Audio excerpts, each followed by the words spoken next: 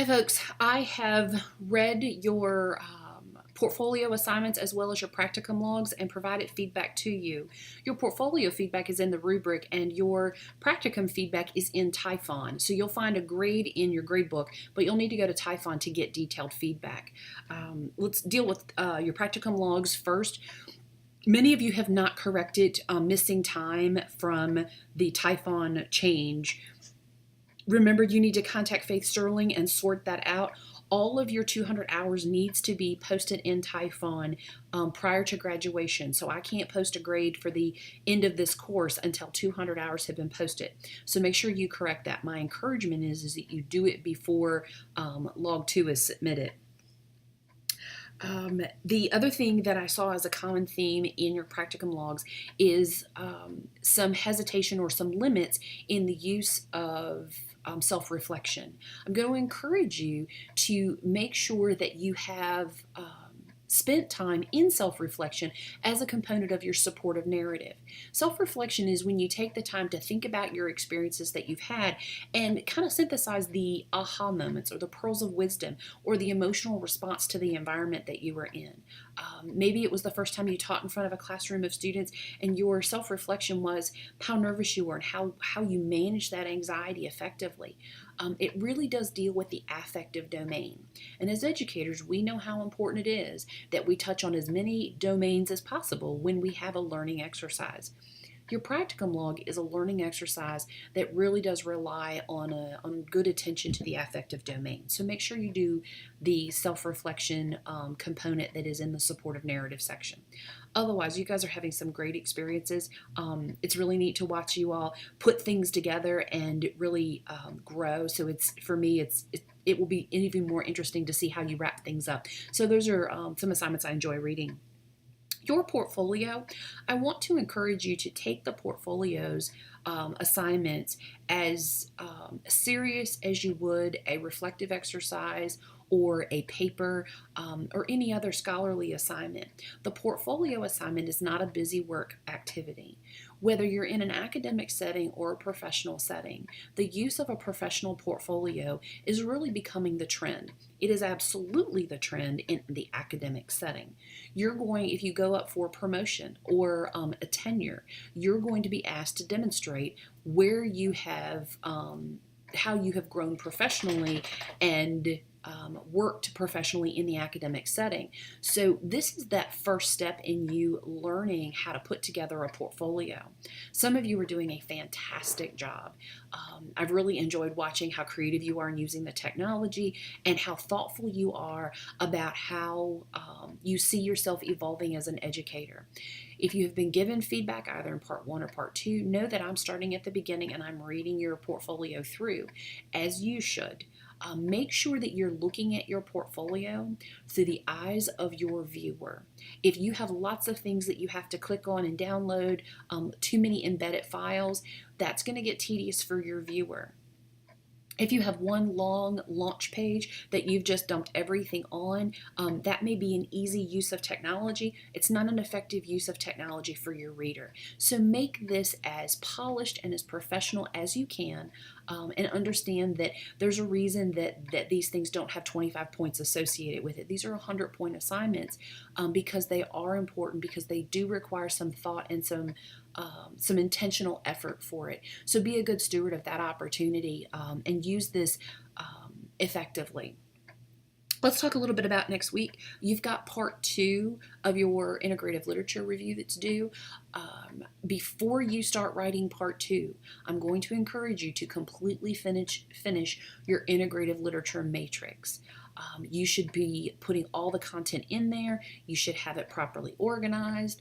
If you're not fabulous with an Excel spreadsheet, make sure you find somebody in your world that can help you put everything in a format so that when you look at your matrix, it's readable to you.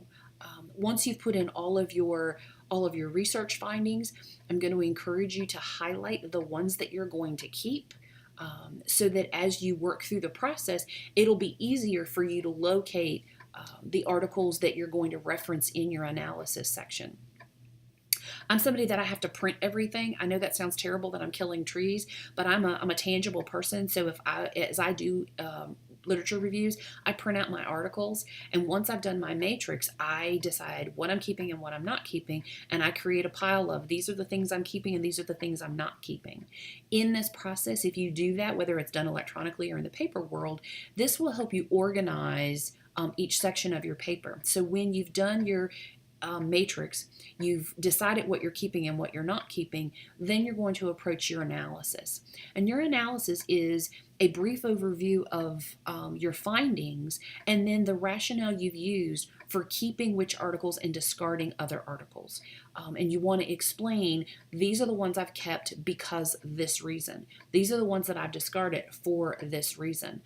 And make sure that the reasons that you're not keeping articles is because they are not appropriate for an integrative literature review. Hopefully, your design of your research has prevented you from getting gray material, from getting commentaries or editorials. But if they have shown up in your integrative literature review, you know that you're not going to use them. The other thing that may create some stumbling blocks is the integrative literature review is designed to use primary sources of data, and that means that it's original research. One of the gold standards for evidence and quality of evidence are established integrative literature reviews. We can find them in a Cochrane database. You can find them published in databases. They are the roll-up of what a author has found and has provided a summary of a grouping of articles. Basically, it's exactly what you're doing.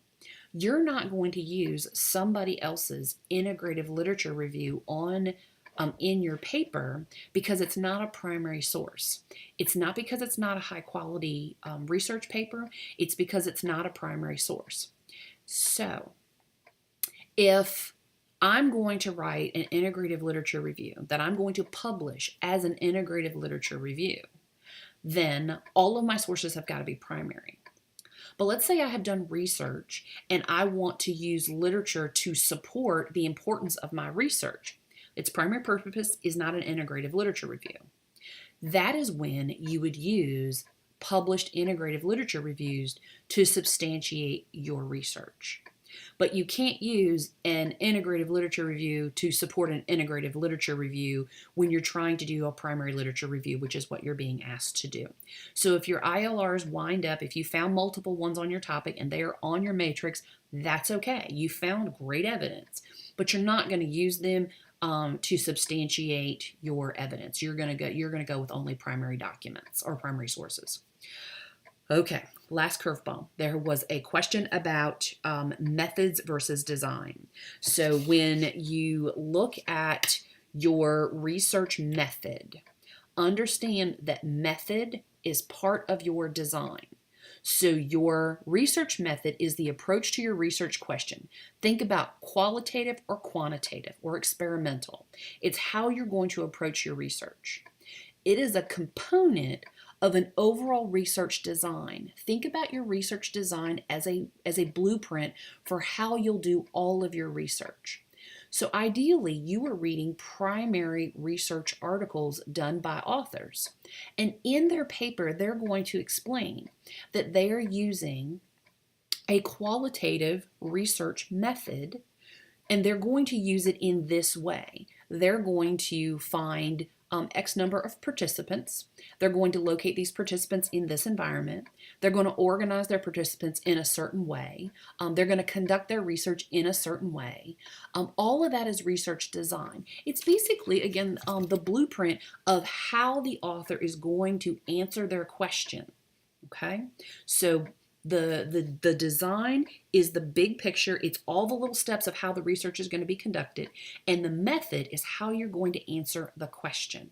So this is going to make you a little nuts, but know that some articles are published and they do a poor job of telling you what their research design is. And if their research design is pretty limited or there isn't any rigor, that would be a reason to exclude the article. A good article is going to have a design section and a methods section. And remember, the methods is tucked under the overall design of the research. I know your head is spinning. Hang in there. Part 2, I think, is the hardest part of the integrative literature review. Just be methodical. Get your ILR matrix done. Be thoughtful and careful about what you're putting in there, and then have a scholarly rationale for excluding or including data. You're going to be okay. No one has ever died doing this assignment. Know that I'm here. Know that if you have questions that you can reach out to me. Let me know how you are, and I will look forward to seeing part 2. Last thing, your matrix ideally is going to be put in as an appendix to your Word document. If you cannot figure out the formatting for it, please attach it as a secondary file. Blackboard will let you load multiple files. If you cannot get it into the appendix, please load it as a second file. One way or the other, I need your matrix so that I can read part 2. Okay. Whew. I think I've covered it all. I'm here. Touch base. Let me know how you are. It is Valentine's Day, so I hope wherever you are, somebody in your world is telling you how special you are and how much you are loved. Please know that on Valentine's Day and every day, your Heavenly Father loves you. I love you, and I'm praying for you. Let me know how you are and if you need help. Take care.